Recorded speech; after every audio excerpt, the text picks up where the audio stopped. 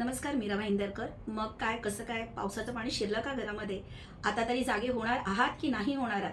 आता तरी मीरा भाईंदरकर यांनी जागे व्हावं असं मला मनापासून वाटतं. आणि प्रत्येक वॉर्डमधल्या नगरसेवकाला तुम्ही प्रश्न विचारला पाहिजे की दुसरा पाऊस आला तरी सुद्धा तुम्ही काय करत आहात? पहिल्या पावसामध्ये पाणी भरलं, पाणी घरामध्ये शिरलं, तरीही नगरसेवकांनी काहीही केलेलं नाही. हा दुसरा पाऊस आला तरीही नगरसेवकांनी काही केलं नाही. आता तरी जनतेने डोळे उघडावे आणि जनताने जागरूक व्हावं. नको त्या गोष्टीकडे लक्ष देण्यापेक्षा तुमच्या घरामध्ये पाणी शिरतंय, पाण्यामुळे किती नुकसान होतंय बघा.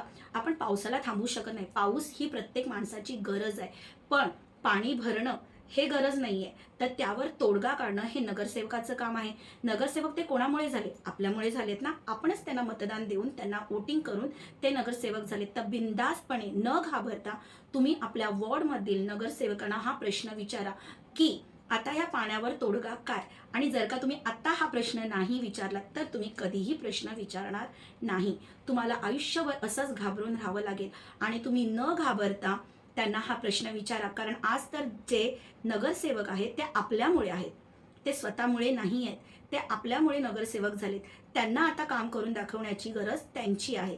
तर त्यांनी काम करून दाखवलं पाहिजे. आणि बिनधास्तपणे मीरा भाईंदरकर, तुम्ही जागे व्हा. सगळ्यांनी जागे एकत्र व्हा आणि प्रत्येक वॉर्डमधील नगरसेवकाला हा प्रश्न तुम्ही विचारा. मी सुद्धा प्रश्न विचारला माझ्या वॉर्डमधील नगरसेवकांना, पण मला ते उत्तर सोयीस्कर वाटलेलं नाही आहे.